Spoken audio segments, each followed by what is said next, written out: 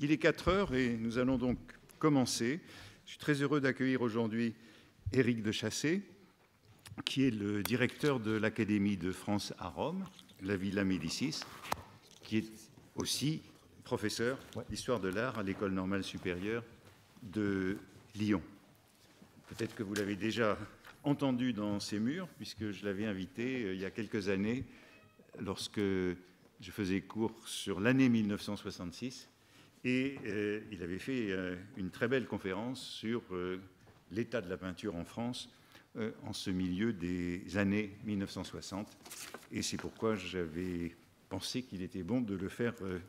revenir. Ces travaux portent principalement sur la peinture américaine de l'après-Seconde Guerre mondiale, et notamment sur les rapports de cette abstraction américaine avec l'œuvre de Matisse. Et il a donc organisé un certain nombre d'expositions et publié un certain nombre d'ouvrages qui portent sur l'art américain, sur l'abstraction et sur les transformations de l'œuvre de Matisse dans cette peinture américaine.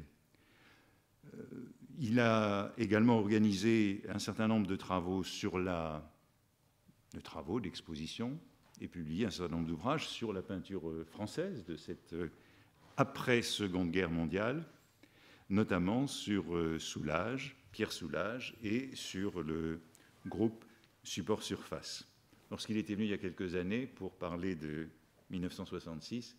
c'était plutôt du nouveau réalisme qu'il avait été question à ce moment-là, dans ces années-là, mais aussi de Support Surface. Aujourd'hui, il nous a donné comme titre « La peinture ou comment s'en débarrasser, les peintres face à la fin de la peinture, 1965-1975 ». Et nous nous retrouvons donc dans ces mêmes années qu'il avait pu aborder à ce moment-là et qui continuent de nous passionner. Nous allons vous écouter. Merci beaucoup, Antoine Compagnon. J'ai pensé effectivement me situer dans la suite de l'intervention à laquelle vous m'aviez invité pour votre séminaire. Et du coup, j'ai donné, comme souvent quand on donne des titres au départ pour une intervention, c'est-à-dire en général avant d'y avoir véritablement travaillé, des bornes chronologiques qui correspondaient à cette suite. Et puis évidemment, en travaillant un petit peu plus, je suis remonté en arrière de telle sorte, et descendu en aval, de telle sorte que ces bornes chronologiques vont être un peu dépassées, mais rien de grave, je vous rassure. Et elles sont dépassées dès le départ, puisque si l'on veut parler de la fin de la peinture et de son rapport à l'abstraction, ou du rapport à l'abstraction avec la fin de la peinture, il est pratiquement nécessaire de remonter au départ de l'histoire même de l'abstraction en peinture, puisque c'est dès l'apparition de l'abstraction dans les années 1910 que les pionniers de cette invention de l'abstraction pensent l'évolution de l'abstraction, la disparition, dans le sens d'une disparition du tableau et d'une disparition de la peinture comme résultat à venir de la réduction du tableau à ses composants essentiels. C'est de cette façon que Kazimierz Malevich fait déboucher ses compositions suprématistes, par exemple, qu'il pose à partir de 1915 sur des architectures utopiques, les planites et d'autres. Et à vrai dire, chaque relance de l'abstraction, puisque les premières décennies de l'histoire de l'abstraction en peinture sont marquées par une série de ruptures, de fin d'un mouvement, fin de cycle et de retour d'un nouveau cycle, chaque relance de l'abstraction, après les deux guerres mondiales, produit des derniers tableaux se présentant comme une tabula rasa par rapport à la génération précédente. Dans le contexte russe, pour rester dans le même contexte que celui de Malevich, c'est ainsi que les trois monochromes montrés à Moscou dans l'exposition 5x5 égale 25 par Alexander Rodchenko en 1921 signalent son abandon de la peinture au profit de la production d'objets et d'images utiles à la révolution bolchevique. C'est ainsi que, dans le contexte de l'après-Seconde Guerre mondiale, aux États-Unis, au sein, en même temps qu'à côté de l'expressionnisme abstrait, Ad Reinhardt restreint à partir de 1956 toute sa production à des tableaux noirs, obtenus par le recouvrement l'un sur l'autre de tracés verticaux et horizontaux, qu'il appellera peinture ultime, Ultimate Paintings, en 1960. Et plutôt que de vous montrer une très mauvaise reproduction d'un tableau de Reinhardt, une caricature parue dans le New York Herald de 1963 est plus explicite de la façon dont cela signale l'aboutissement de la peinture vers sa quasi-disparition. Si on se penche sur les années 60, il est évident que globalement, pas seulement dans le domaine de la peinture, elles sont internationalement marquées par une interrogation sur la fin, sur l'aboutissement d'une aventure qui serait celle des avant-gardes initiées au XIXe siècle. Et pour ce qui concerne la peinture, cette interrogation sur la fin de la peinture, elle est marquée par la logique d'une analyse de la peinture par elle-même. Ces années sont très profondément téléologiques, et évidemment pas seulement pour ce qui concerne les arts visuels, peut-être parce que, au moins dans le domaine des arts visuels, elles sont le dernier moment d'une longue période, qu'on pourrait dire ouverte au XVIe siècle, avec la Maniera Moderna de Giotto, ou plutôt des interprètes de Giotto du XVIe siècle, de Vasari en particulier, qui n'envisageaient la création que sur le mode d'une progression linéaire, sinon du progrès tout court. Je simplifie évidemment parce que les rapports avec l'histoire de cette progression linéaire sont évidemment plus complexes que je ne viens de le dire. La création artistique dans les années 60 fut autant gouvernée par des possibilités esthétiques que par des raisons éthiques. Toute décision du peintre devant sa toile devait obéir en même temps à la nécessité de proposer quelque chose de nouveau par rapport à ce qui l'avait précédé et de répondre à des interdits moraux, singulièrement chez les peintres abstraits. Il n'est d'ailleurs pas fortuit que cette forme d'exigence éthique ait, à la même époque, à partir du milieu des années 50, donné naissance à des personnages littéraires de peintres dont l'activité consiste précisément à s'arrêter de peindre après avoir laissé une toile vierge, ou presque. On peut en citer deux exemples majeurs. Le personnage de Gilbert Jonas dans la nouvelle Jonas ou l'artiste au travail de Camus, publié en 1957, qui, n'arrivant plus à peindre, finit par ne laisser dans son atelier, je cite Camus, qu'une toile entièrement blanche au centre de laquelle Jonas avait seulement écrit en très petits caractères un mot qu'on pouvait déchiffrer, mais dont on ne savait s'il fallait y lire solitaire ou solidaire. C'est plus précisément encore le personnage de Dino dans le roman L'ennui d'Alberto Moravia, qui est publié en 1960, qui ouvre son récit à la première personne en racontant comment il commence par lacérer une de ses toiles, transposition évidente du geste de Lucio Fontana, mais le reste n'est pas inspiré par Fontana directement, puis laisse sur son chevalet une toile vierge qui devait lui permettre, je cite Moravia, de recommencer da capo librement, mais qui va finalement se révéler le stade indépassable au-delà duquel le narrateur cesse toute pratique artistique. Je cite Moravia encore, la toile nue qui figurait maintenant sur le chevalet marquait un développement non moins intime et nécessaire, quoique absolument négatif. Nous avons, je crois, aujourd'hui l'impression d'être extrêmement éloignés de cette période qui mêlait de façon très intime questions esthétiques et questions éthiques. Nous vivons sous ce que l'on a coutume d'appeler le régime du contemporain, où peuvent cohabiter toutes les esthétiques dans un éclectisme plus ou moins éclairé, mais toujours individualiste. Et nous avons tendance à oublier qu'il ait pu en être autrement il n'y a pas si longtemps.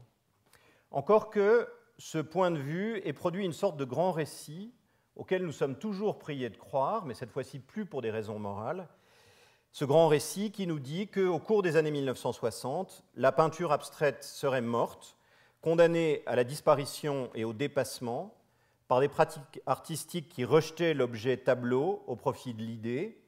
dans le cadre de l'art conceptuel, ou de l'action directe, que celle-ci ait lieu dans la présence physique de l'artiste, dans le cadre de la performance ou de l'art d'attitude, ou dans l'intervention sur un lieu, dans le cadre du land art ou de l'installation. La peinture abstraite n'aurait survécu que dans les mains de quelques irréductibles, comme Gerhard Richter, Herbert Ryman, Bryce Marden ou Ellsworth Kelly, et ne serait rené dans les années 1980, une fois tous les grands récits déconstruits, que comme une modalité de la déconstruction, ironique, citationnelle, ou bien comme l'un des genres possibles, mais du coup indifférents, des arts visuels, dominés globalement par le principe du laisser-faire. Il y eut pourtant, au sein de cette période des années 60, que ce grand récit prétend réduire, et pour des raisons très différentes, nombre d'artistes, pour prendre au sérieux cette exigence éthique qui allait vers la fin de la peinture, en tiraient la conséquence que la peinture n'était plus possible, et malgré tout y faire retour, après une période plus ou moins longue d'interruption. Considérer ces artistes permet d'éviter qu'une histoire téléologique et normative ne s'impose de nouveau, même de façon subreptice, car sans échapper aux déterminants très puissants qui ont gouverné leur génération, le parcours artistique de ces artistes sont trop idiosyncrasiques pour s'y prêter. Pour les comprendre, il faut cependant les insérer dans les typologies aujourd'hui bien admises, et c'est ce que je vais m'efforcer de faire, et c'est à mon sens seulement de cette façon que leur distinction peut véritablement éclater.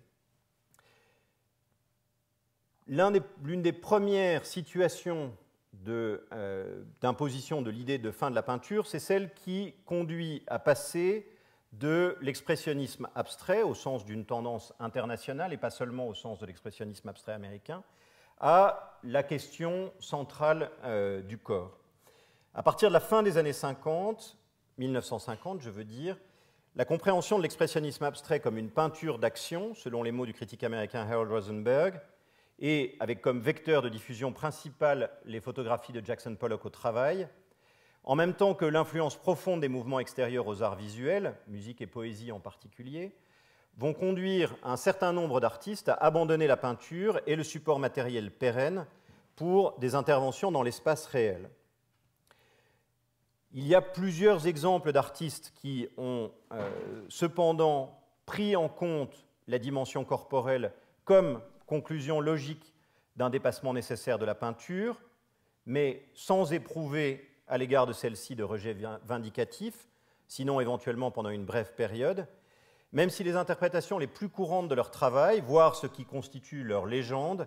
présentent leur parcours de façon exagérément téléologique et du coup laissent de côté ce travail de peinture. Alors, je ne vais pas multiplier les exemples parce qu'ils se situent en dehors des bornes chronologiques que j'ai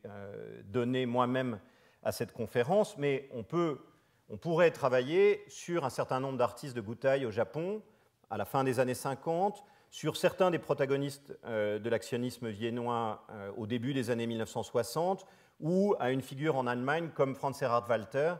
de façon complexe. Je voudrais m'attarder juste sur un exemple italien, celui de Fabio Maori. Fabio Maori est donc un artiste romain, et dès lors qu'il a abandonné la production d'images relevant d'une digestion de l'expressionnisme abstrait européen et nord-américain, dès 1957, il part du constat de la fin de la peinture et exécute jusqu'en 1965 plusieurs séries qui constituent, chacune à sa façon, une suite de derniers tableaux. La première modalité de ces derniers tableaux de Maori, qui est mort en 2009, c'est de présenter ce qu'il appelle des écrans, schermi, thème qui apparaît en 1957 avec cette œuvre sur papier que vous avez ici reproduite, qui est à la fois l'entrée dans le domaine des beaux-arts d'un élément emblématique des industries culturelles, l'écran de cinéma, et la réduction logique de la peinture abstraite à son degré zéro, puisqu'il s'agit d'une composition géométrique réduite et presque vide, absence de couleur, absence de composition, autre qu'un format entièrement déduit du rectangle extérieur. Pendant 3 ans environ, jusqu'en 1959, ce premier écran sera suivi de nombreux autres, en toile ou en papier, de diverses natures, mais de même dimension. Vous en avez ici 3 exemples, dépourvus de noir et entièrement blanc, où la forme à peine perceptible, sinon de côté, est mise en abîme par une projection vers l'avant, assurée par un support de bois invisible. Les interprétations ultérieures de l'artiste et de ses commentateurs, puisque ces œuvres ne seront en réalité montrées qu'à partir de 1969, oscille entre les deux pôles de la réduction formelle et du commentaire sur le statut contemporain des images, c'est-à-dire le cinéma. Il n'y a pas là de contradiction, même si l'insistance sur le commentaire de la spectacularité est sans doute due à une forme d'illusion rétrospective qui projette, littéralement dans ce cas, sur ces structures muettes ce que l'on sait des œuvres postérieures de l'artiste, car l'écran monochrome chez Maori est profondément et volontairement ambigu. Il n'acquiert de statut explicitement final que dans une version assez tardive, en 1962, où il reprend le dessin écran de 1957, mais y inscrit un rectangle oblong noir comme une image, et en son centre exact, le mot fine. En fait, on peut dire que les derniers tableaux de Maori présentent non pas un spectacle, mais la possibilité même des images, en même temps que l'impossibilité de ces images. Ils invitent les spectateurs, reconnus comme tels, et non réduits à l'état de regardeurs sans objet, à prêter attention au dispositif qui constitue désormais le lieu privilégié de l'apparition des images, et non pas à faire attention aux images elles-mêmes. Lorsque les images reviennent, elles sont désormais rendues fantomatiques, sans effet direct, car placées, à partir de 1960, derrière un voile de gaz qui les dérobe au regard et les rend imprécises, même si l'artiste a pu en donner une lecture largement iconographique, interprétant par exemple les petits panneaux monochromes noirs qui se trouvent en bas de cet écran disque noir,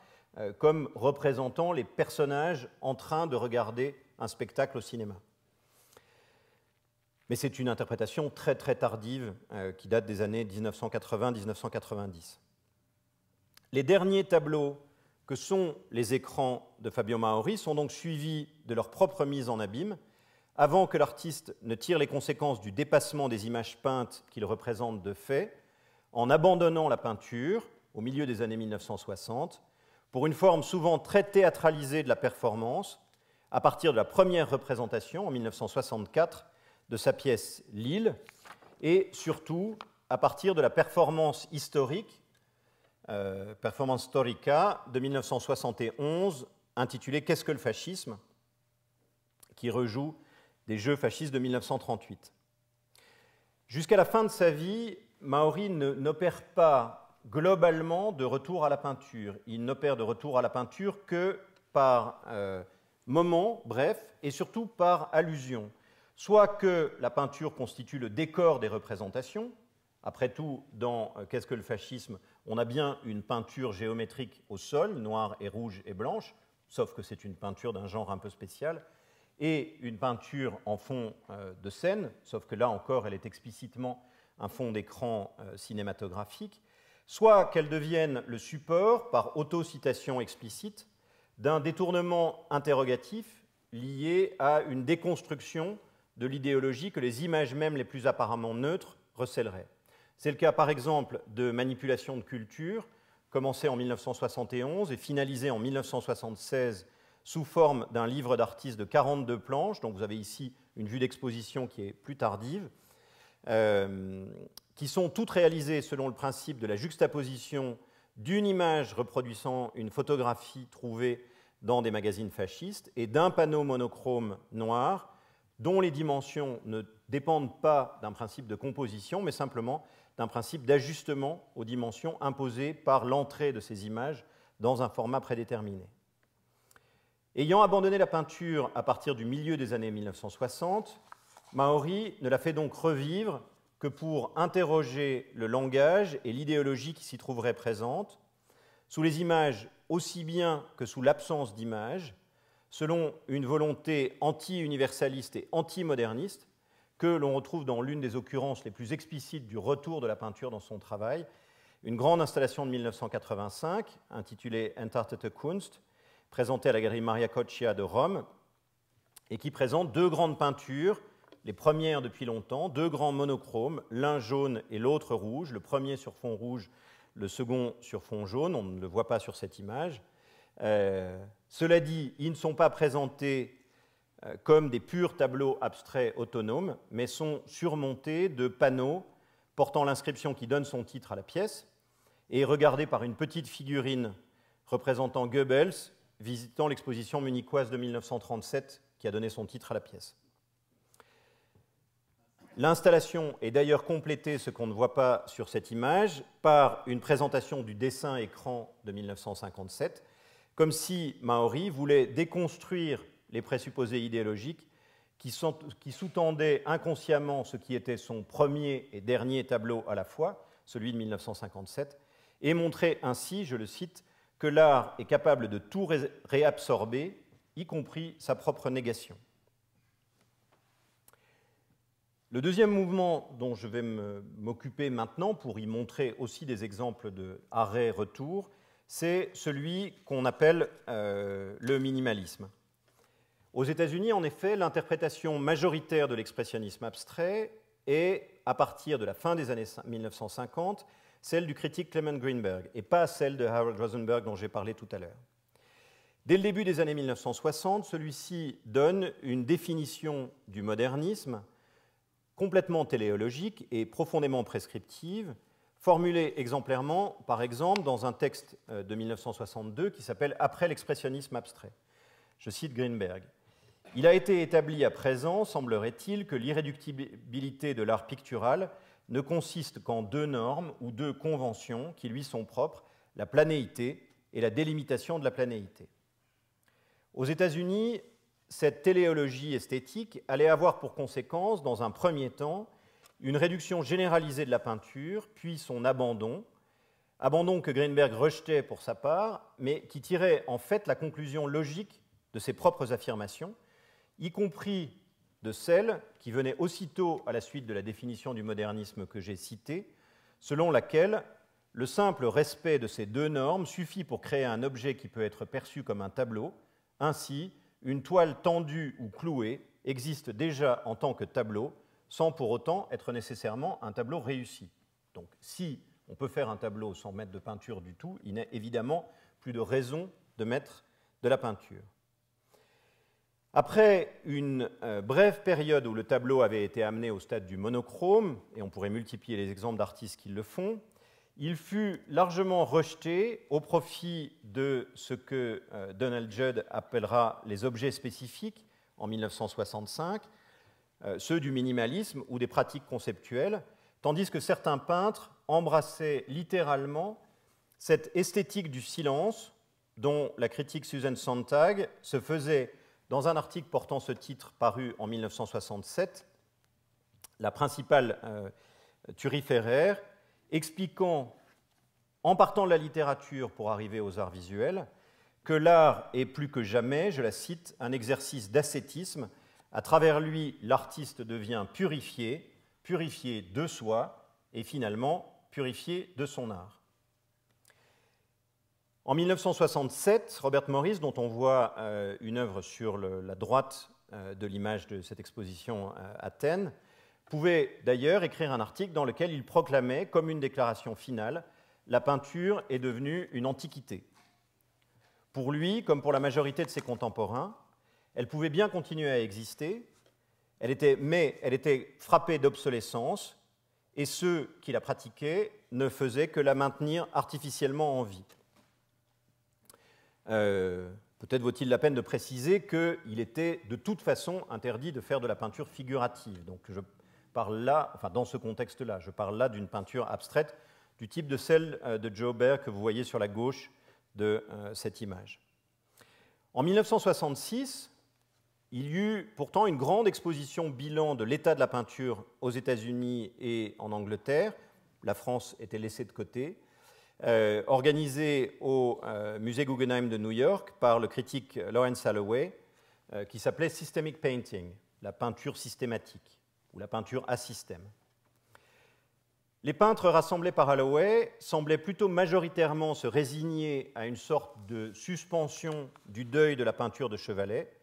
en enfermant leur pratique dans un cadre très limité, voué à une sorte de répétition jusqu'à épuisement. Donc, on a vu chez Joe Baer, qui fait partie de l'exposition, monochrome blanc avec un liseré noir et avec une bande de couleurs qui change suivant les séries, ou chez Robert Reimann, une exploration matérialiste des diverses modalités d'application du blanc. Dans cette exposition figurait quelqu'un qui, à l'époque, était assimilé au minimalisme, mais qui était par âge beaucoup plus proche de l'expressionnisme abstrait, la peintre Agnes Martin. Et Agnes Martin, peu de temps après l'exposition Systemic Painting, s'arrête complètement de peindre. Elle peint des toiles du type de celle que vous voyez ici, et puis elle s'arrête en 1967. Les raisons de cet arrêt ne sont pas véritablement claires, et je pense qu'elles ne le seront jamais. L'artiste en a elle-même donné de nombreuses et de contradictoires, qui incluent souvent une dimension psychologique et strictement privée, mais qui semblent également être liées à une lecture rétrospective de son travail.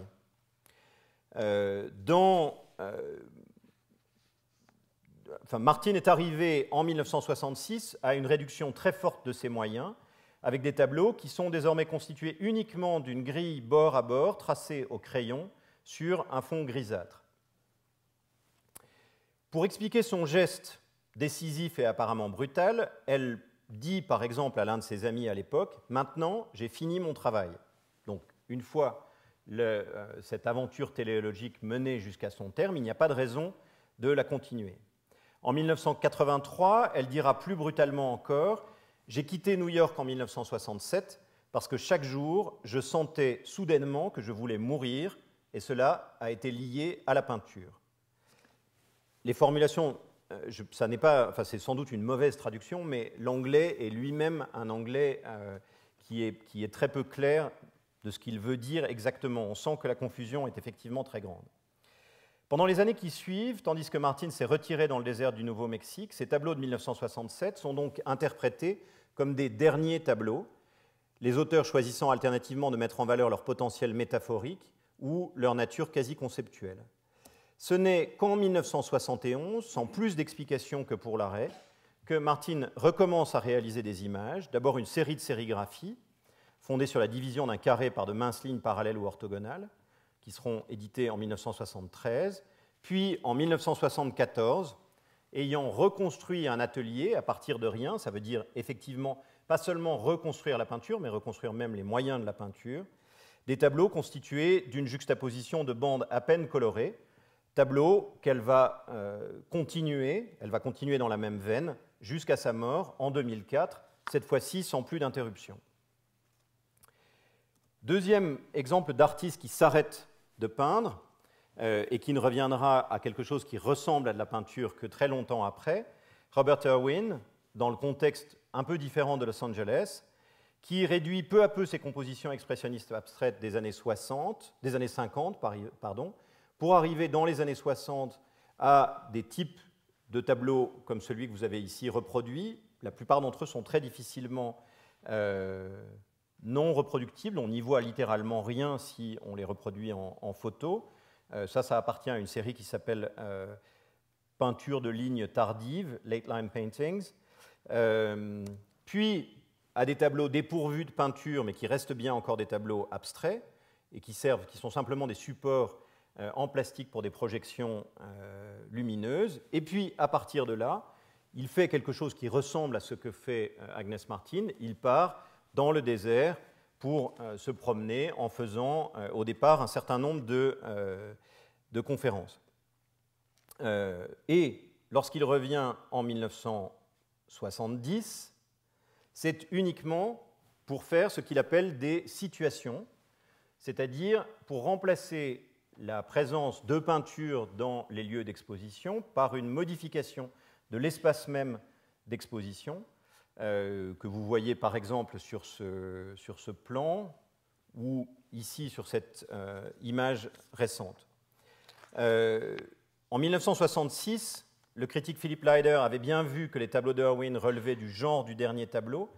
en ce qu'ils signalaient leur propre dépassement. Je cite Leider, « Ce sur quoi Robert Irwin insiste, c'est que le médium n'est pas le message, l'art, c'est ce qui arrive au spectateur, pas ce qui arrive sur un tableau. » Irwin confirme ce dépassement sans retour, dans son cas, à la peinture, sauf à jouer avec la peinture comme dans des installations très récentes. Et je vous montre par exemple cette installation avec une peinture noire sur des écrans blancs, donc c'est bien littéralement un tableau, sauf que c'est un tableau transparent, qui était présenté très récemment à la foire de Bâle. Un autre participant de l'exposition Systemic Painting, Robert Barry, allait pour sa part, avec quelques autres, passer par la réduction minimaliste de la peinture, non pas pour en tirer la conclusion de son nécessaire dépassement par la tridimensionnalité, mais pour en conclure que l'objet matériel constitué par tout tableau était un obstacle contre la mise en valeur de l'idée comme objectif principal de l'art. Rétrospectivement, Barry expliquerait « Je devais éliminer la peinture pour traiter des sujets dont elle traitait, ce qui est, je crois, le propre de l'art. » Ça, c'est une des dernières peintures de Robert Barry exposée dans Systemic Painting, c'est-à-dire un petit panneau monochrome vert qui doit être placé exactement au centre du mur sur lequel il est placé, sans rien d'autre autour. Donc le tableau n'a pas d'importance en soi, il a d'importance par rapport à ses coordonnées. Le même trajet qui forme comme une littéralisation du principe philosophique d'abstraction, poussé dans ses retranchements logiques d'exclusion de toute présence concrète, fut suivi par de nombreux autres artistes de part et d'autre de l'Atlantique entre 1965 et 1969. Et je ne veux pas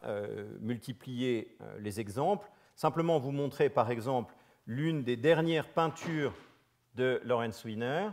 ici dans une exposition qui était consacrée à ces derniers tableaux des artistes conceptuels, une exposition organisée par un artiste, Olivier Mosset, la dernière exposition de peinture, et les œuvres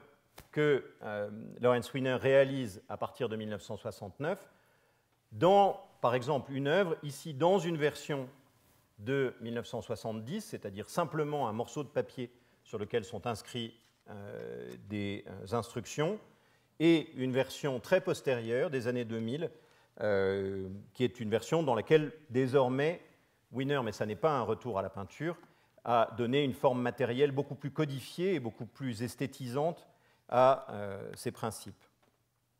Je voudrais, plutôt que de multiplier ces exemples d'artistes passant du minimal au conceptuel puis s'arrêtant, m'arrêter sur deux artistes qui ont abandonné la peinture pour l'art conceptuel, puis y sont revenus, l'un en France, Martin Barré,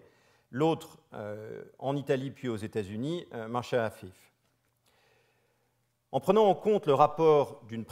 peinture abstraite réduite à ses composantes essentielles, en dehors de l'ordre théorique de Greenberg, plusieurs artistes actifs en Europe continentale, en particulier Martin Barré et Marcia Afif à Rome, indépendamment à l'idée qu'il devenait nécessaire de sacrifier la peinture, arrivent indépendamment à l'idée qu'il devenait nécessaire de sacrifier la peinture pour s'ouvrir à d'autres possibilités. Dans leur cas, cela vient plutôt de la volonté de se débarrasser des connotations subjectives portées par l'expressionnisme abstrait dans son incarnation européenne. C'est ainsi que Martin Barré, dès le milieu des années 50, essaye de réduire au maximum à la fois sa palette, son mode de réalisation du tableau. Il explique au début des années 60, j'ai toujours cherché une grande réduction des moyens afin d'obtenir une plus grande concentration.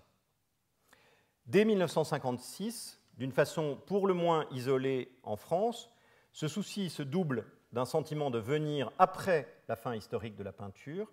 non pas pour dépasser celle-ci, du moins pas encore, mais plutôt pour en faire un nouveau point de départ. Il dit dans une interview de 1960 « Toute la peinture me semble aboutir au carré blanc sur fond blanc de Malevich et repartir de là ». Pour Barré, il s'agit moins alors de repartir à zéro que de rejouer, de plus en plus nettement, un appauvrissement de la peinture qui permet à ces tableaux de se situer le plus précisément possible en ce point où celle-ci est au bord de la disparition et en même temps, et comme par conséquent, au bord de l'apparition à partir de rien. De façon significative parvenue à ce point, Barré abandonne les outils traditionnels du peintre pour travailler d'abord avec une latte de bois sciée, puis directement avec la peinture sortie du tube, avant de recourir exclusivement à la bombe à aérosol à partir de 1963. Il mène ainsi en quelques années la peinture abstraite à son terme, après l'avoir provisoirement ressuscitée, à partir d'une réduction drastique des moyens. L'utilisation de la bombe est pour lui un moyen aussi d'humiliation véritablement de la peinture. Il en parle comme d'un ustensile aussi commun qu'un insecticide. Pour les contemporains, en même temps, ce moyen renvoie de façon évidente au monde de la rue, non artistique, celui du slogan, comme en témoigne ce commentaire de 1964, Barré peint, depuis peu, à l'aide de ces bombes à peinture qui vaporisaient OAS sur les murs du métro. Son œil, particulièrement attentif aux détails, a été frappé par la qualité exceptionnelle de ses lettres, de ses lignes comme poreuses, d'un noir mousseux. Il y a donc en réalité chez lui une proximité très grande, plutôt avec les nouveaux réalistes, les affichistes en particulier, qu'avec l'expressionnisme abstrait français. Sauf que, contrairement aux affichistes, il n'abandonne pas tout à fait la peinture, mais se tient juste au bord de son appauvrissement le plus grand, et il n'est évidemment pas fortuit, de ce point de vue-là, qu'il ait peint à 2 reprises au moins, à la bombe, 2 images d'un zéro ou d'un cercle plus ou moins central. Il est impossible que ce ne soit pas là une chose qui ait une valeur métaphorique. Barré clôt son usage de la bombe par 2 séries, en 1967, qui déportent la question de la réduction au profit de celle de la répétition, autre manière de suspendre la fin de la peinture tout en s'en tenant au plus près, 2 séries que l'on nomme familièrement d'une manière descriptive, les zèbres et les flèches. Je n'ai pas besoin de vous dire lequel est laquelle. L'artiste a dit de la première série qu'elle était, je le cite, une tentative d'annexion de l'espace donnée par le geste le plus simple. Quant aux flèches, elles sont réalisées en utilisant un pochoir portant juste un motif et un pochoir plus grand que toutes les toiles sur lesquelles il est appliqué, de telle sorte que la peinture est faite à l'aveugle, en ne maîtrisant plus la composition et en abandonnant tout geste au profit du remplissage sans qualité et de la trace d'une forme préalablement exécutée. Barré expliquera avoir voulu y faire une peinture désencombrée de l'objet, de la couleur, de la forme, n'offrant plus que des fragments d'un espace existant, aussi bien ailleurs que dans ces fragments tangibles. Il avait d'abord envisagé de réaliser ces flèches sous forme de photogrammes, avant d'en abandonner l'idée, car les coûts en auraient été trop importants. Mais les flèches continuaient à présenter l'apparence de photographie, et évidemment, dans une reproduction, elles le font de manière très forte. Je me souviens, dira Barré, lors de la première exposition de ces toiles, que l'on voyait à travers une vitrine de 2 promeneurs arrêtés, l'un disant « Tiens, regarde, c'est de la photo », et l'autre l'entraînant « Et viens, c'est même pas de la photo ». C'est précisément au profit de la photographie que Barré va alors abandonner la peinture en 1969, provisoirement, mais au moment où il le fait, cela a tout pour lui d'une décision définitive. Des œuvres photoconceptuelles constituent exclusivement son exposition Les objets décrochés, en mai-juin 1969 et pas en avril 1970, à la galerie Daniel Templon de Paris. Des photographies à échelle 1/1, en noir et blanc, placées à côté des objets ou des endroits de la galerie qu'elles représentent. Sur le carton d'invitation figure non pas un texte de critique d'art, comme cela a été le cas traditionnellement, mais celui d'un théoricien de la littérature, Tsvetan Todorov, qui explique « Ils sont, les objets, représentés non parce qu'ils se prêtent mieux qu'autre chose à l'intention du peintre, mais parce qu'ils étaient déjà là. Le pictural est toujours déjà métapictural, le tableau est nécessairement une théorie du tableau. » L'abandon de la peinture par Barré se fait donc au profit d'une mécanisation complète de la réalisation de l'image, plutôt que de l'abandon de l'image au profit de la peinture pure, qui avait pu apparaître comme un horizon de la réduction quelques années auparavant. Et du même coup, au profit d'une insistance sur les conditions de possibilité et de visibilité de la peinture, dont l'objet a été comme est l'idée. Barré réalisera en 1970 2 autres projets conceptuels faisant usage de la photographie, et rétrospectivement, il dira de cette période conceptuelle,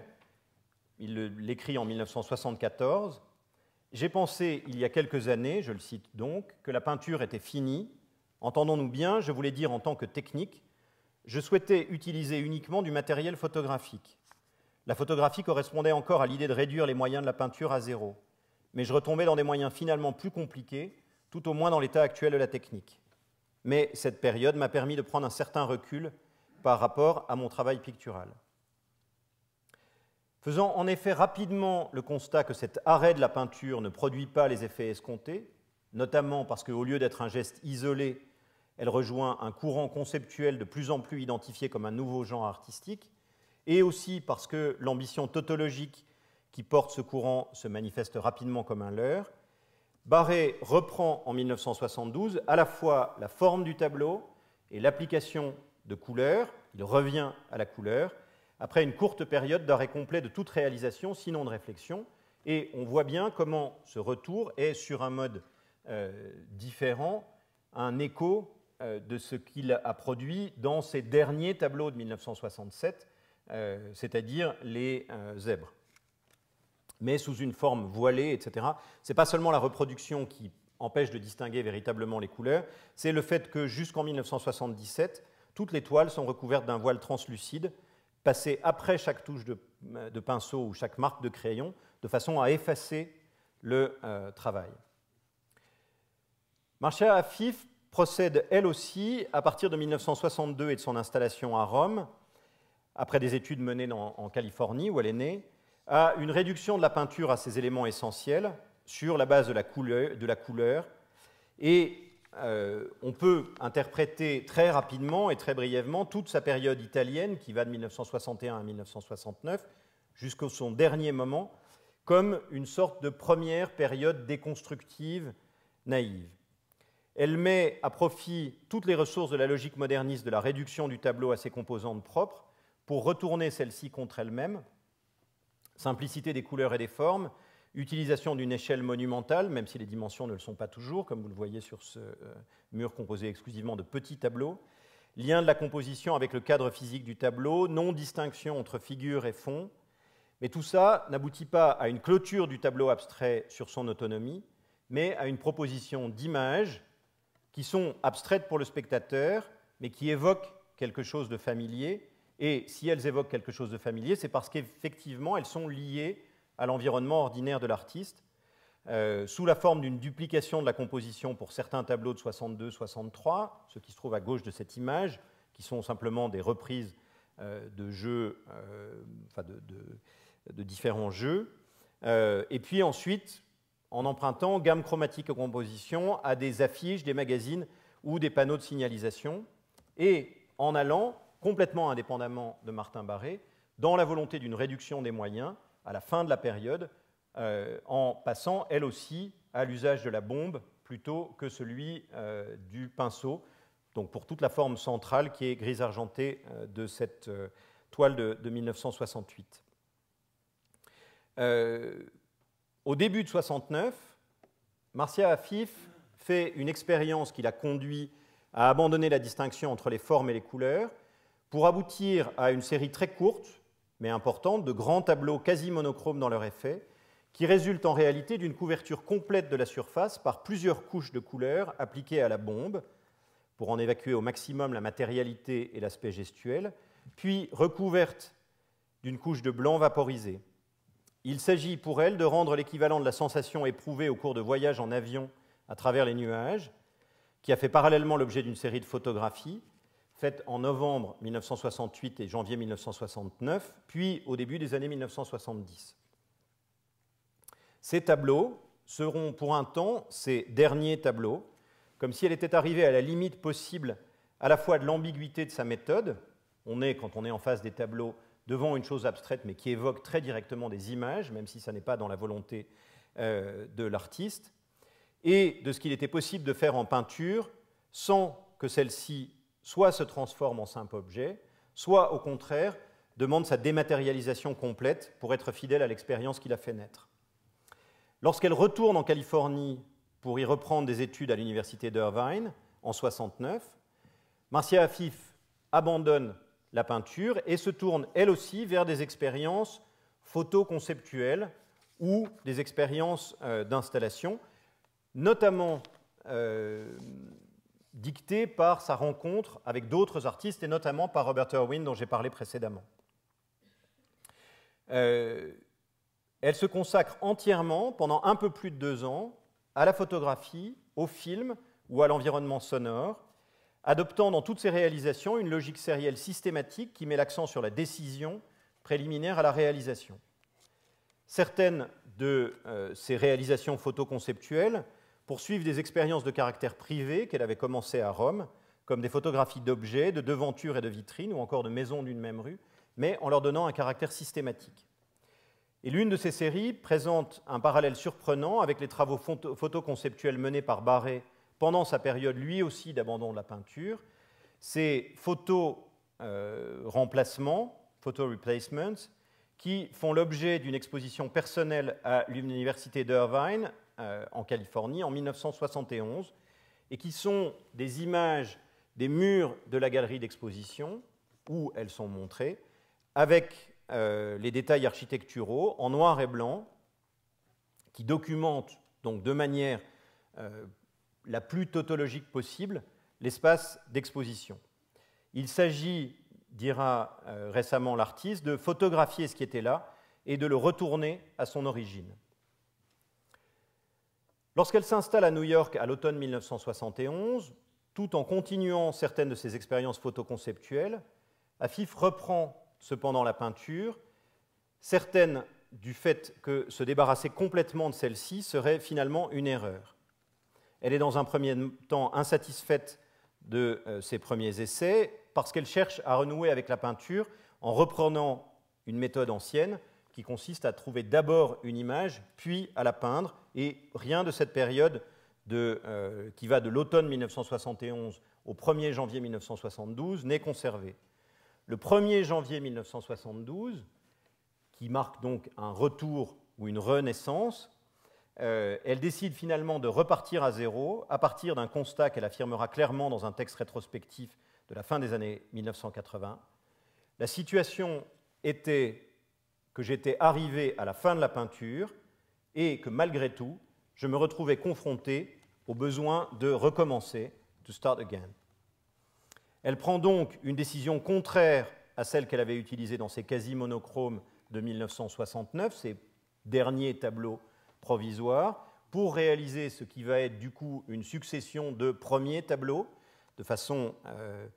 incoative, qui est d'utiliser un seul pigment par tableau,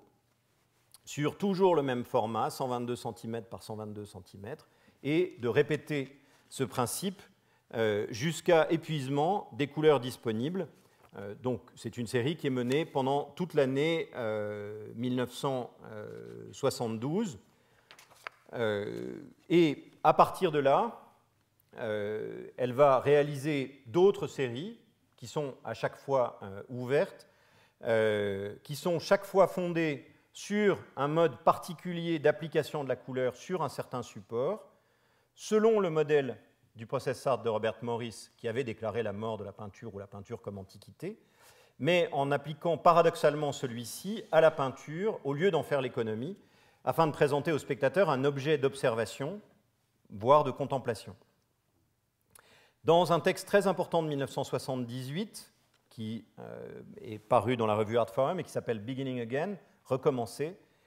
elle dit que l'abstraction vit depuis les années 1910 avec la perception de sa propre fin et que la seule solution, c'est de faire retour, je cite, de manière interne aux moyens même de l'art, aux matériaux et aux techniques dont l'art est fait, non tant afin de définir la peinture que de la vivifier véritablement en recommençant tout depuis le début à chaque fois.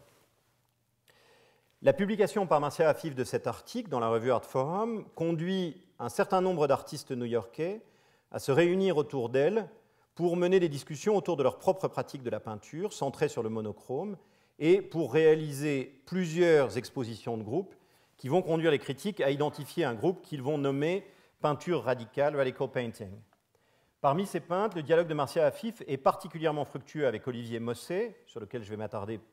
plus maintenant, peintre d'origine suisse, passé par Paris dans les années 1960 et installé à New York à partir de 1978. Celui-ci est le représentant d'une tendance présente à Paris à la fin des années 60 qui ne conduit pas forcément ses participants à abandonner la peinture au profit de l'art conceptuel, mais plutôt à réaliser des œuvres peintes qui sont traversées de part en part par les questionnements de l'art conceptuel, quoique ne cessant pas de lui régler des comptes et de vouloir s'en distinguer. Des peintres qui vise en quelque sorte à suspendre la disparition programmée, voire la mort de la peinture, par une logique de réduction à ses composantes essentielles et par une répétition sans fin. Donc les deux solutions que j'avais évoquées tout à l'heure à propos de Martin Barré comme étant à deux moments. Il s'agit, là encore pour ces artistes, et c'est intéressant qu'il y ait à chaque fois des parallèles littéraires ou théoriques, de répondre à la demande de degré zéro faite par Barthes à l'écriture dans son texte Le degré zéro de l'écriture, qui avait été publié une première fois en 1953, mais qui est publié sous forme de livre de poche en 1965. Avec notamment cette idée, alors les peintres n'ont pas à comprendre la théorie littéraire dans sa précision, ils prennent simplement des idées qu'ils interprètent à leur façon, et en particulier cette idée, cette idée de Barthes, tout silence de la forme n'échappe à l'imposture que par un mutisme complet. Ce parti du mutisme, c'est celui de Daniel Buren, d'Olivier Mosset, Michel Parmentier et Niel Toroni, que par commodité on baptisera BMPT, bien que les artistes eux-mêmes n'aient pas utilisé tel quel cet acronyme, et bien que si leur peinture, c'est leur peinture qui est complètement mutique, pas eux, puisqu'au contraire, la présentation de cette peinture s'accompagne de tout un appareil critique, théorique, textuel et même oral qui est extrêmement important. Ils travaillent et exposent ensemble pendant une année, à partir de la fin de 1966, et leurs manifestations collectives peuvent s'interpréter selon les points de vue comme une manière de montrer les possibilités dont recèle la peinture réduite à son degré zéro, puisque chacun des artistes élit, avant même de décider de faire des expositions de groupe et de manière largement indépendante l'un de l'autre, un mode de composition répétitif dont la juxtaposition ou la combinaison mentale recompose la totalité essentialisée des éléments constitutifs de tout tableau, les bandes verticales pour Daniel Buren, les bandes horizontales pour Michel Parmentier, le cercle de 15,2 cm de diamètre centré d'Olivier Mosset, les touches de pinceau numéro 50, répétées à intervalles réguliers de 30 cm de Niel Toroni, ou bien comme une déclaration de mise à mort. La manifestation numéro 1 de BMPT consiste en une déclaration de rejet de la peinture, résumée par des tracts qui sont alors distribués et qui commence par « Puisque peindre c'est un jeu, puisque peindre c'est accorder ou désaccorder des couleurs, etc. » et qui se termine par « Nous ne sommes pas peintres ». Cette déclaration est évidemment un peu paradoxale puisque ce jour-là, les 4 artistes peignent en public les 4 toiles qu'ils vont exposer comme une espèce de reste des manifestations assez oratiques organisées par Mathieu ou par Yves Klein dans les années précédentes. En même temps, la fin de la peinture comme objet concret est signifiée par la manifestation numéro 2, qui consiste à la fin de la journée à décrocher les toiles qui viennent d'être réalisées pour compléter la banderole Buren, Mosset, Parmentier, Toroni par une seconde banderole « N'expose pas ». La lettre aux journalistes du 3 janvier 1967 précise que ce retrait, outre la contestation du salon comme institution, est justifié par le fait que, je cite, « la peinture », avec une majuscule, jusqu'à preuve du contraire, et par vocation objectivement réactionnaire. La manifestation numéro 4, dont on a déjà vu une image, en septembre-novembre 1967 à la Biennale de Paris, dernière à rassembler les 4 artistes, proclame la renaissance de la peinture, ou plutôt sa naissance rhétoriquement, en projetant des diapositives d'images diverses sur le plafond de la salle où sont montrées 4 toiles emblématiques, qu'on a vues tout à l'heure, pendant qu'un magnétophone diffuse une bande dénonçant les illusions de l'art. L'art est illusion de dépaysement, pas la peinture de Buren, Mosset, Parmentier, Toroni, par exemple. Le projet par Daniel Buren en est ici reproduit. Avec un final, sans projection,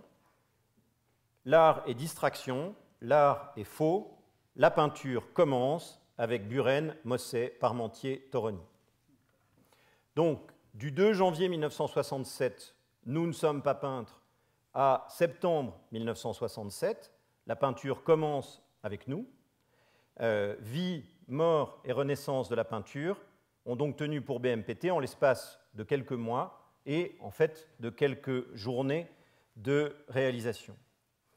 Le recommencement chez eux passe par la négation de sa charge octoriale. grande préoccupation s'il en est pour eux, et grande préoccupation de l'époque aussi, qui les conduit à élire des signes et des manières sans qualité subjective et esthétique, et à répéter ces derniers sans pour autant se préoccuper de l'exactitude de cette répétition. Il ne s'agit pas de remplacer l'expressionnisme subjectif par le fétichisme de la perfection. C'est autour de cette question de l'octorialité que le groupe va justement se dissoudre en décembre 1967, lorsque Parmentier refuse de participer à une 5e manifestation, où chacun des 3 artistes restants présente 3 toiles à cercle, à bande et à empreinte, donc son propre motif et celui des 2 autres, chacun signant les 3 toiles en question. Au sein du groupe, puis en dehors, la négation de l'octorialité, qui oblige les 4 artistes à mettre fin à la peinture telle qu'elle s'est développée traditionnellement, relève aussi bien, voire plus, d'un projet de nature politique, j'ai cité tout à l'heure l'idée que la peinture était réactionnaire, que de l'inscription au sein d'une téléologie moderniste ou de la défaite de cette dernière. Pour le dire simplement, Daniel Buren et Olivier Mosset ont généralement insisté sur l'aspect politique,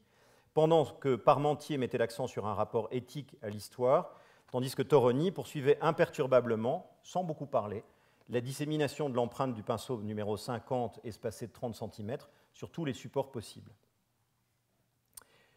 Je vais insister sur Mosset et Parmentier parce qu'il me semble relever de 2 manières de penser cette chose, et je terminerai par eux. Olivier Mosset est effectivement engagé au sein de Vive la Révolution, et il croit en un usage révolutionnaire de la peinture, dans le sens que le mouvement de mai 68 va donner ou a donné à cet adjectif. Son premier exégète, Jean-Paul Dolé, qui appartient lui aussi à Vive la Révolution, interprète d'ailleurs ces tableaux en termes politiques, en termes maoïstes. Pour lui, les tableaux à cercle sont le signe, je cite, que, je ne sais pas comment il arrive à cette conclusion, ça n'est pas une démarche profondément logique,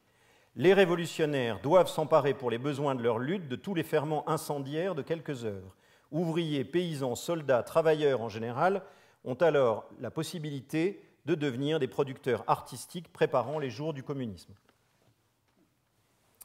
Le film, qui est réalisé en même temps à l'occasion de la première exposition personnelle de Mosset en 1968 par Serge Barre, où la solarisation des images transforme public et tableau en ectoplasme, dominé seulement par les cercles noirs, et d'ailleurs, pour continuer dans cette veine politique, d'abord titré « Détruisez-vous », selon le graffiti repéré par Olivier Mosset sur les murs de la Sorbonne, qui disait « Aidez-nous, détruisez-vous ». Ce film, qui semblait désigner une sortie de la peinture au profit d'autres moyens techniques, n'est finalement qu'une fausse piste, et son titre définitif de « Fun and Games for Everyone » le dit d'une certaine manière. Il ne constitue pas un dépassement de la peinture, mais un élargissement de son domaine d'action qui va de pair avec la façon dont la spécificité de la pratique picturale est conçue par l'artiste comme le meilleur moyen de laisser toute sa place à l'action politique, à l'extérieur plutôt qu'à l'intérieur d'une pratique qui ne peut plus en être le meilleur instrument. En 1967, Mosset dira que, je cite, « Mes tableaux, dans leur platitude, servent paradoxalement à désigner, dans un rapport différentiel, d'autres terrains qui sont ceux spécifiquement politiques et qu'un peintre, sous prétexte de s'attacher à des problèmes formels, n'a pourtant pas à déserter. » La grande affaire de Mosset, de ses débuts jusqu'à aujourd'hui, a été la négation, ou plutôt la suspension de la valeur, correspondant à une lutte contre la réification, qui peut évidemment avoir des échos, être un écho de ce projet politique dont je viens de parler, mais qui préexiste en réalité à sa politisation. Cette question est en effet présente dès les œuvres de jeunesse de l'artiste, comme des tableaux qu'il avait peints en 1964 à Neuchâtel, et qui sont aujourd'hui perdus, qui n'existent que sous forme de documentation photographique, mais je n'ai pas malheureusement pu en faire une image. 2 tableaux blancs sur lesquels sont inscrits sur l'un « The End »,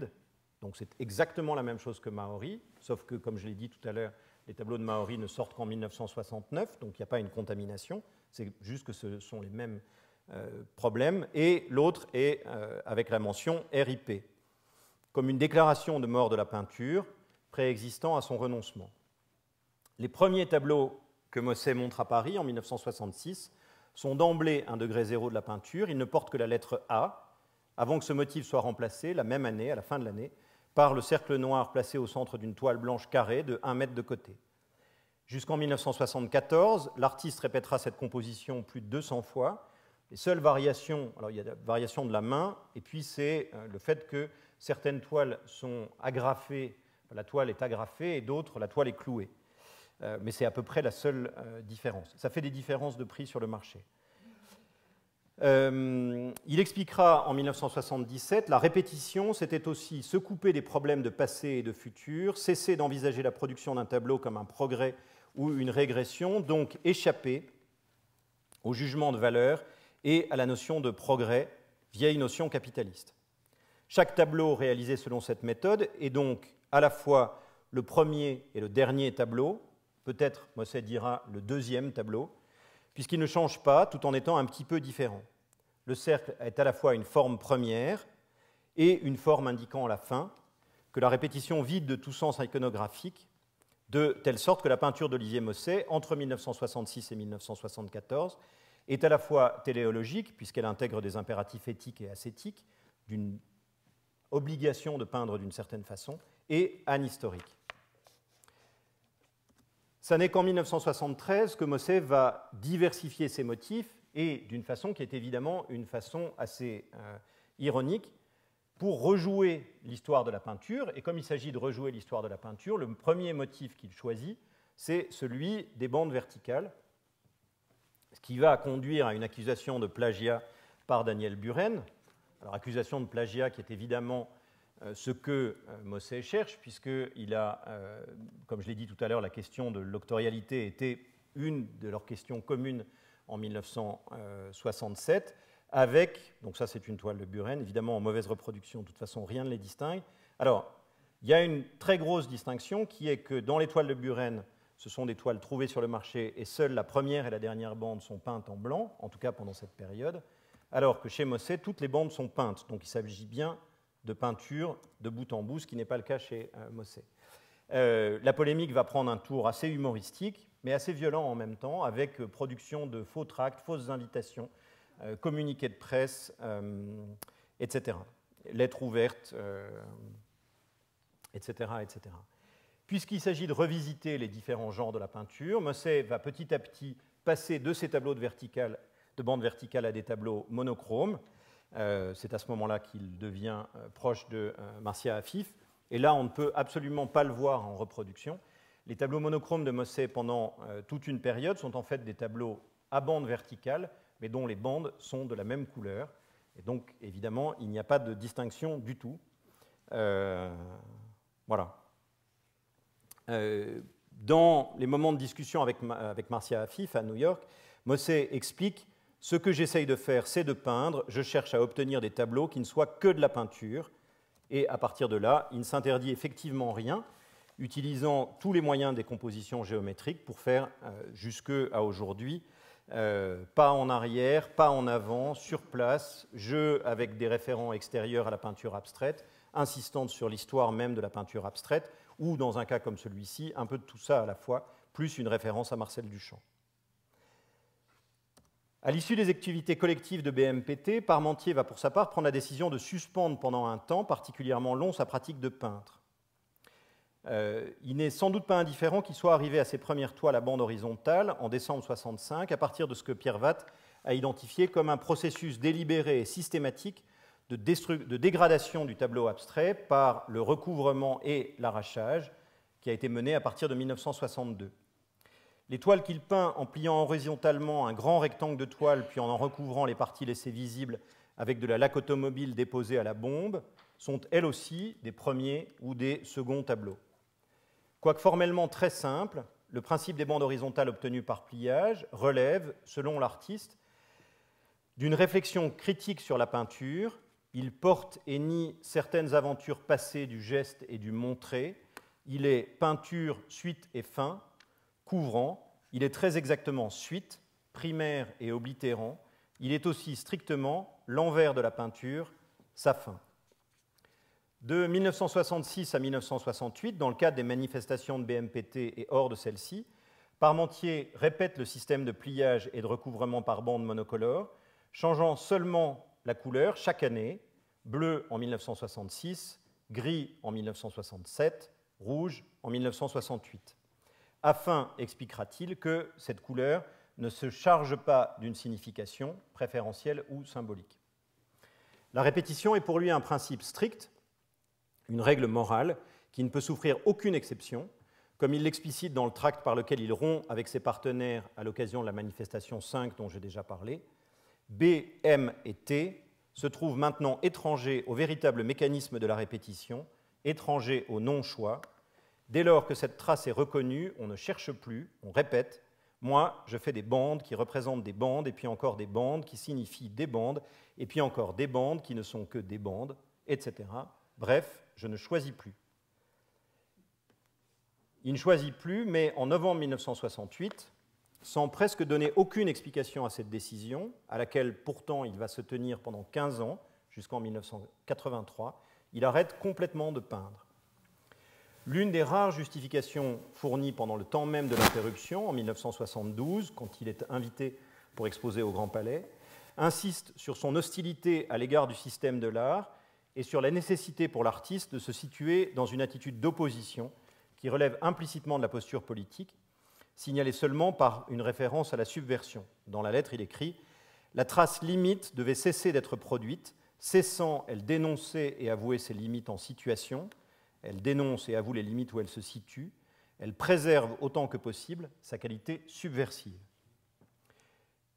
C'est bien cependant une qualité politique implicite que cette posture, surtout si on la compare avec celle de son contemporain Pierre Buraglio, qui lui, je passe très rapidement, mais ça me semblait impossible de ne pas le citer, après avoir mené une activité de déconstruction-reconstruction dans les agrafages de 1966-1968, qui résulte du découpage en triangles irréguliers de toiles de 1964-1965, puis en leur assemblage par un procédé rudimentaire, abandonne la peinture en 1969 en raison de ses convictions politiques pour s'établir comme rotativiste chez Bayard Presse et qui ne revient à la peinture, ou plutôt à la réalisation d'objets qui intègrent la peinture ou la cite, qu'en 1974-1975. Parmentier, lui, donc, s'arrête complètement et ne produit aucun objet pendant toute cette période, seul ce texte que j'ai cité de 1972. Et en 1983, sans que rien apparemment n'annonce un changement, il se remet à peindre des toiles à bandes, noires cette fois-ci, qui reprennent donc la situation où l'artiste l'avait laissée en 1968 et qu'il va répéter jusqu'en 1986.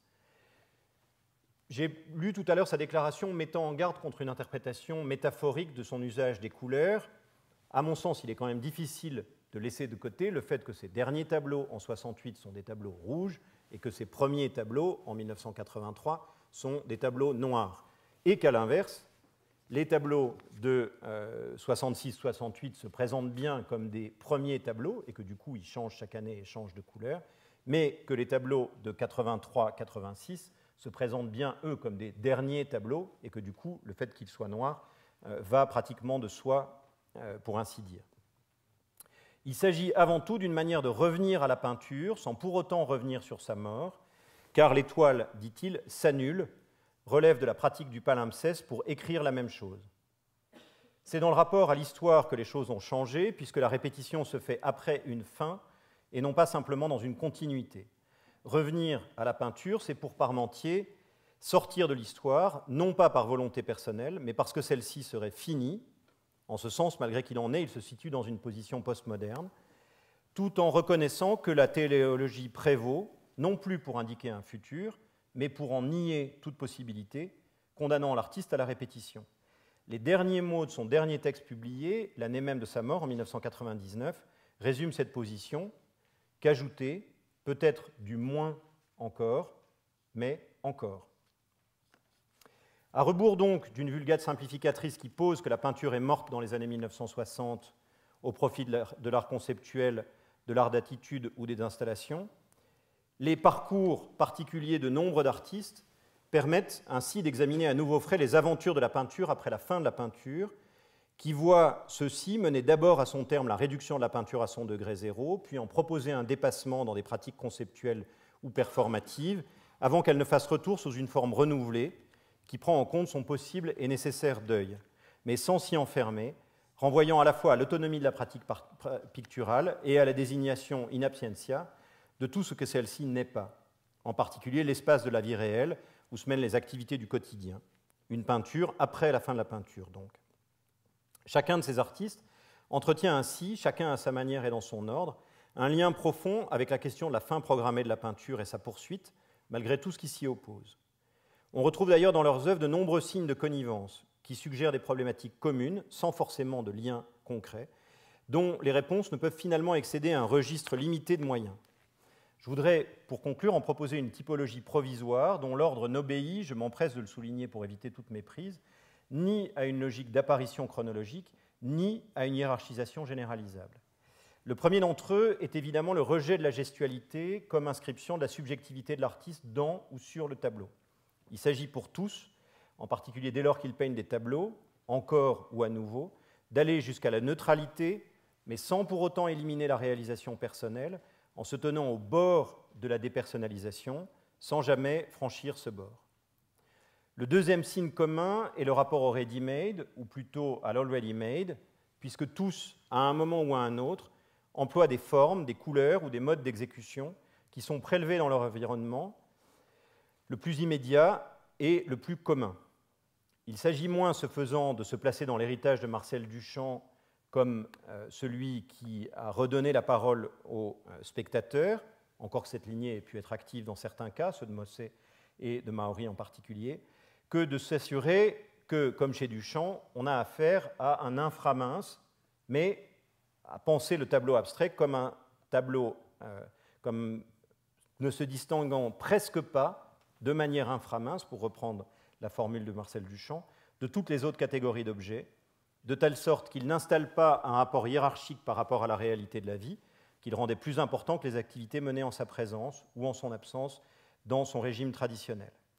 Le troisième signe, enfin, est que la peinture se présente ici moins comme une image, ou comme le support d'une image, que comme l'indication d'un rapport qui oriente l'attention des spectateurs sans leur imposer une signification.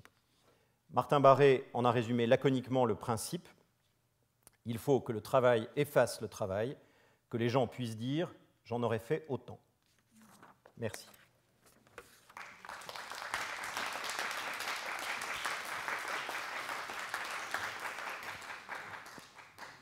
Merci beaucoup de cet exposé. Vous allez répondre à quelques questions? Bien sûr. C'est très intéressant cette histoire racontée autour d'une lacune. En vous écoutant, je me demandais si bon, cette lacune, cette sorte de panne, elle est historiquement assez située pour les uns et les autres. S'il ne serait pas pertinent de de sortir d'une histoire interne pour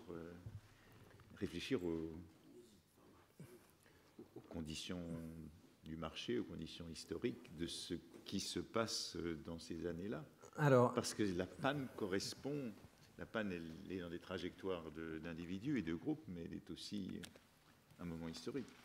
Elle est tout à fait un moment historique, et je pense qu'il y a effectivement une conjonction assez précise et qui n'arrive pas de la même façon